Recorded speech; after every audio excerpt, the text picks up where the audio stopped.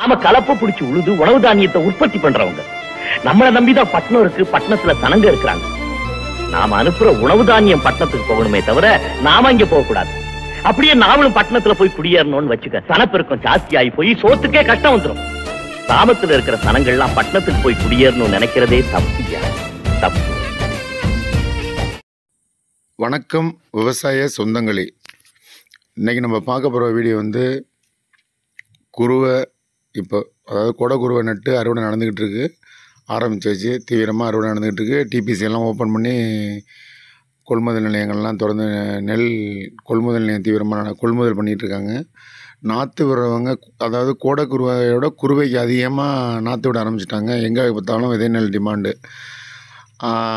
இப்போ விதை நெல் என்ன விதை நெல் விடுறது, ஏற்கனவே நட்டிருந்த நெல் அறுவடை பண்ணிட்டோம், அது எத்தனை முட்டை வந்துச்சு என்னங்கிற வாரத்தை பார்ப்போம். வீடியோ ஃபுல்லாக ஸ்கிப் பண்ணாமல் ஃபுல்லாக பாருங்கள். இப்போ வந்து ஆற்றுல வந்து ஜூன் 12ஆம் தண்ணி திறக்க போகிறாங்க. மேட்டூர் அணை ஃபுல்லாக இருக்குது. அதனால் கோடைக்குருவியோட குருவை சாகுபடி வந்து கிட்டத்தட்ட 2 லட்சம் ஏக்கருக்கு மேலே பண்ண போகிறது மாதிரி கவர்மெண்ட்லேருந்து சொல்லியிருக்காங்க. ஏகப்பட்ட பேர் நாற்று விட ஆரம்பிச்சிட்டாங்க. விதை நெல் எங்கே வந்தாலுமே உடனே விற்று முடிஞ்சிடும். அதாவது இப்போ பயங்கர பீக்கில் போயிட்டுருக்கிறதுனால ஸ்பீடாக விற்பனை ஆகிட்டு இருக்குது. என்னென்னா ஏஎஸ்டி 16 குண்டு நெல் இது நல்ல ஃபவுண்டேஷன், அதாவது F1 F2 கிடைக்கிது, நல்ல விதையாக கிடைக்கிது. அதே மாதிரி ஏடிடி 59ன்னு ஒரு நெல் வந்திருக்கு. அது இப்போ அந்த 59 போன தடவையும் நட்டிருக்காங்க, கூட குறைவையும் நட்டிருக்காங்க. நல்ல விளைச்சல் தான் அது நல்ல விளைச்சல். அது வந்து இந்த பட்டத்துக்கும் சில பேர் போடுறாங்க. அது கிட்டத்தட்ட ஏஎஸ்டி 16 ஒட்டு தான். அது அண்ணன் தம்பின்னு சொல்லலாம் வச்சுக்கோங்களேன். சிஆர் இது அந்த ஏஎஸ்டி 16 59 எல்லாமே ஒரே குரூப்பு, ஒரே ஃபேமிலின்னு வச்சுக்கலாம். அடுத்தது நீங்கள் போனீங்கன்னா 37ம் ஓகே தான். 37 நல்ல விளைச்சல் கொடுக்கும். இதில் என்னென்னா 37 51 இதெல்லாம் சன்ன ரகம். 51 சன்ன ரகம் தான். இப்போ நீங்கள் இந்த பார்க்குறது அறுவடை பண்ணிகிட்டு இருக்கிறது வந்து 51 கோடை குருவை நட்டது. F1 விதை நெல் நல்ல அருமையான விதை கிடச்சிச்சு, வாங்கி வந்து விட்டோம். விளைச்சலும் சூப்பரான விளைச்சல், அருமையான விளைச்சல். உர செலவு ரொம்ப கம்மி. ஆனால் என்ன ஒரு இது பழக்கம்னா, அந்த பாருங்கள், விளைஞ்சி சாஞ்சிட்டுன்னு சொல்லுவோம்ல, அந்த மாதிரி சும்மா சின்னதாக ஒரு மழை தான். போன தடவை சின்னதாக ஒரு காற்று மழை பெஞ்சிச்சு, டக்குன்னு எல்லாம் படுத்துட்டாங்க அப்படியே. இதில் இன்னொன்று பெரிய அதிர்ஷ்டம் என்னென்னா, மறுபடி பெரிய மழையாக பெய்யலை. இது படுத்ததுக்கு அப்புறம் நல்ல மழையாக ஒரு மழை பெஞ்சிருந்துச்சுன்னா டோட்டலாக எல்லோரும் முளைச்சிருப்பாங்க. பெரிய சேதமாயிருக்குன்னு வச்சுக்கோங்களேன். ரொம்ப பயமாக தான் இருந்துச்சு.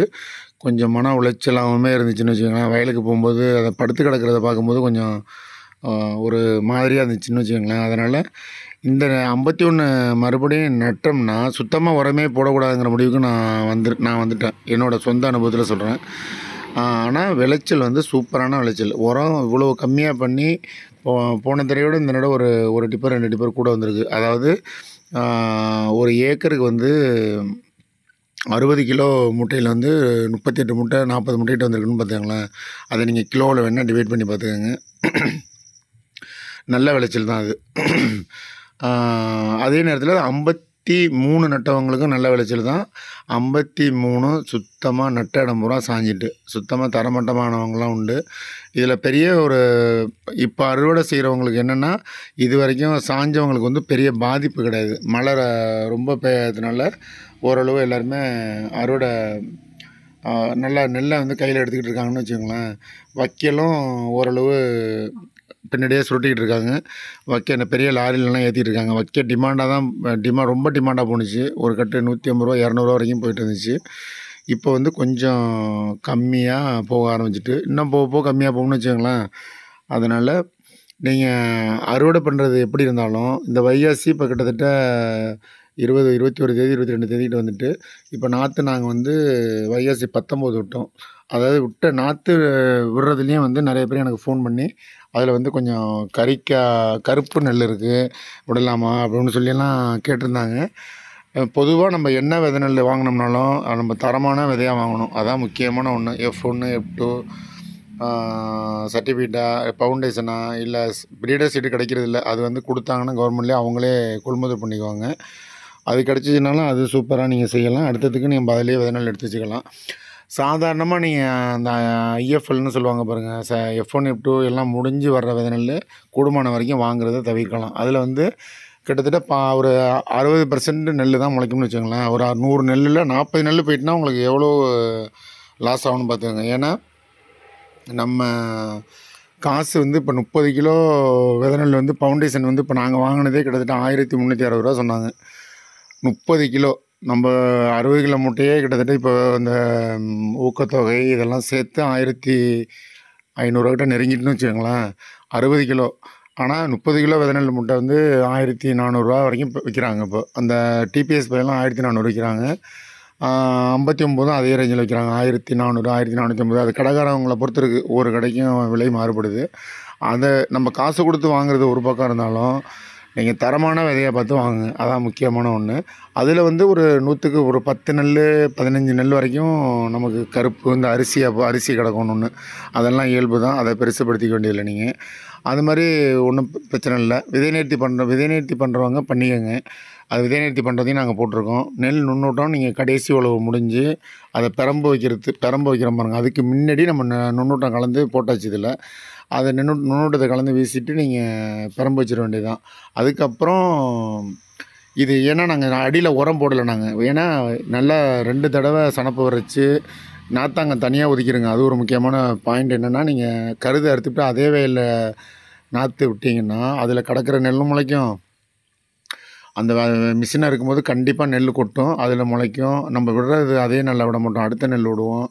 அப்படிங்கும்போது கலப்பு நிறையா வந்துச்சுன்னா விளைச்சல் பாதிக்கும். அதனால் நாற்றாங்களை கூட தனியாக ஒதுக்கிடுங்க. தனியாக ஒதுக்கும்போது நமக்கு நிறையா டைம் கிடைக்கிது. கிட்டத்தட்ட ஒரு 90 நாள் 100 நாள் கிடைக்கும்போது 2 தடவை இதில் சனப்பு வரைச்சி உழுதுருந்தோம். அதனால் எந்த உரமுமே போடலை.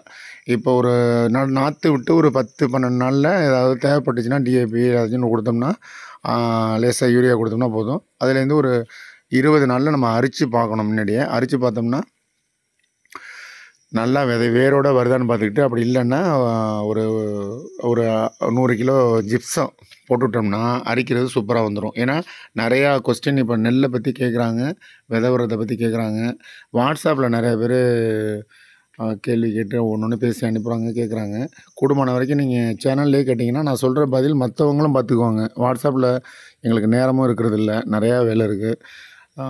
அதனால் கூடுமான வரைக்கும் கேள்வி கேட்குறவங்க அந்தந்த வீடியோவில் நீங்கள் கேட்டிங்கன்னாவே நாங்கள் பதில் சொல்லிவிடுவோம்.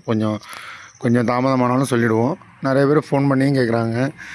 அதுக்காக தான் இந்த வீடியோ நாங்கள் இவ்வளோ விளக்கமாக சொல்கிறோம். அதுலேயுமே சில பேர் ரொம்ப நேரம் லென்த்தாக போகுது அப்படிங்கிறாங்க. லென்த்தாக போகிறதுனா சொல்கிற விஷயங்களை நிறைய பேர் பாதி பேர் ஸ்கிப் பண்ணி கேட்குறது இல்லை. இதில் சொல்லியிருக்க விஷயத்தை தான் நிறைய பேர் கேட்குறாங்க. அதனால தான் அதனால் இப்போ நீங்கள் கூடுமான வரைக்கும் இப்போ நாற்று விடுறவங்க இந்த முறையில் பண்ணுங்க. நாற்று விடுறது நாங்கள் வந்து ஒன்னாங்கொம்புன்னு சொல்லுவோம். அது ஒன்னாங்கொம்புங்கிறது இப்போ காலையில் 7 மணிக்கு ஊற வச்சோம்னா 1 மணி நேரம் 8 மணிக்கு கரையேற்றிடுறது. அதுக்கப்புறம் ஒரு மணி நேரம் தண்ணி வடிகிறதுக்கு ஒரு மணி நேரம் 9 மணிக்கு 9 மணியில் ஒரு அரை மணி நேரம் முன்ன பின்ன போனோம்னு வச்சுக்கோங்களேன். 10 மணிக்கு நாற்றள்ளி வீசிடுறது. வீசிட்டு அது தண்ணி கட்டியிருக்கோம். தண்ணி கட்டினதுலேருந்து அடுத்த நாள் 3ஆம் நாள் நம்ம தண்ணியை வெட்டிட்டோம்னா அது வந்து அன்னைக்கு தான் கணக்கு. அந்த தண்ணி வடிக்கிறோம் பாருங்க, அன்னையிலேருந்து தான் நமக்கு விதை விட்டது மாதிரி கணக்கு. அதுலேருந்து ஒரு 15-20 நாளில் நீங்கள் 20லேருந்து 25 நாளில் நீங்கள் இளம் பயிராக நாற்று விடுற மாதிரி கணக்கு பண்ணிக்கங்க. இப்போ சாதாரணமாக விதை நெல் விடுறவங்க எத்தனை கிலோ விடணும்னு நினைக்கிறீங்க? பொம்பளையால் வச்சு நடும்போது 2 ஆள் சிந்தி போட்டு நடும்போது நமக்கு ஒரு பை 30 கிலோ பைங்கிறது வந்து 2 மாதம் நடும். இதுதான் கணக்கு. இதே நம்ம வட இந்தியர்கள் இருக்காங்க, வடக்கன்ஸ்ன்னு சொல்கிறோம்ல, வட இந்தியர்களை வச்சு நட்டிங்கன்னா ஒரு பை கிட்டத்தட்ட 2 ஏக்கர் நடலாம். அதையும் நீங்கள் கணக்கு பண்ணிங்க. விளைச்சலும் ரொம்பவும் வித்தியாசம்னு சொல்ல முடியாது. ஓரளவு விளைச்சல் ஈக்குவலாக தான் வருது. சில பேர் கொஞ்சம் ரொம்ப கலக்காக நட்டுறாங்கன்னு சொல்லி சில கம்ப்ளைண்ட்டு. நம்ம பொம்பளை ஆளுங்க நம்ம ஊரில் உள்ளவங்க நடும்போது 2 ஆள் சேர்ந்து போட்டு நல்லா நடுவாங்க. என்ன நடுவுங்கிறத நீங்கள் முடிவு பண்ணிக்கிட்டு அதுக்கு தகுந்த மாதிரி நல்லா நெல் ரகம் நல்லதாக தேர்ந்தெடுத்துக்கிட்டு இந்த மாதிரி விட்டுருங்க. இடம் அதாவது ஒரு மூட்டைக்கு 35 குழி.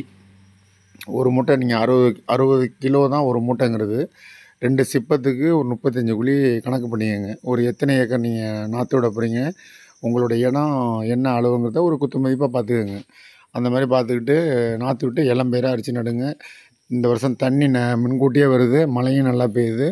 அதனால் நான் சொன்ன நல்லது ஒன்று ஏஎஸ்டி பண்ணார், இல்லைன்னா 59 விடலாம், திருப்பதி சாரமாக விடலாம்.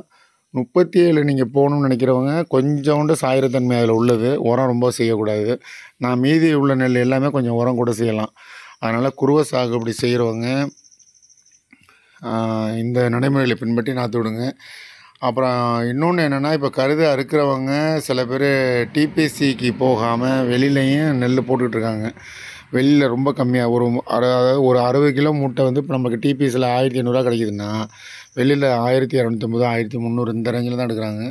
நீங்கள் இவ்வளோ தூரம் கஷ்டப்பட்டு இவ்வளோ செலவு பண்ணி கடைசியாக போய் நீங்கள் அதில் போய் ஒரு 200 300 லாஸாக கொடுக்க வேண்டியதில்லை. அதனால் கூடுமான வரைக்கும் நீங்கள் இதில் டிபிஎஸ்சில் போடுறது தான் பெஸ்ட்டு. அந்த மாதிரி பார்த்து போடுங்க. வீடியோவில் ஏதாவது உங்களுக்கு டவுட்னா கமெண்ட் பண்ணுங்கள், நாங்கள் பதில் சொல்கிறோம். நாத்தாங்கள் நல்லா ஒரு வாரம் 10 நாள் நல்லா முன்கூட்டியே தயார் பண்ணி சேரடித்து மாட்டுக்களை வச்சுருங்க, மாட்டால் ஓடலாம், டிராக்டரில் வேணால் ஓட்டி அதிக குருவையிலேருந்து நம்பர் 1 விளைச்சல், அதாவது 3 போகம் சாகுபடி பண்ணுறதுலேயும் நம்பர் 1 விளையிறது வந்து குருவை தான். அதனால் குருவையில் அதிக விளைச்சல் பெற வேண்டுகிறோம். உரம் மேலாண்மையை பற்றியெல்லாம் நாங்கள் அடுத்தடுத்து சொல்கிறோம். நிறைய பேர் இந்த விதப்பு கூட கேட்டாங்க, அதெல்லாம் நாங்கள் விரிவான வீடியோ ஒன்று போடுறோம். உரம் பற்றி போடுறோம். இப்போ வந்து நாற்று அறுக்கிறது இது பண்ணுறது தான். மீண்டும் ஒரு நல்ல தகவலுடன் நல்ல வீடியோவில் சந்திப்போம். வீடியோ பிடிச்சிருந்துச்சுன்னா லைக் பண்ணி ஷேர் பண்ணுங்கள். சப்ஸ்கிரைப் பண்ணாமல் இருக்கவங்க பண்ணி பாருங்கள். உங்கள் நண்பர்களுக்கும் ஷேர் பண்ணுங்கள். நன்றி, வணக்கம்.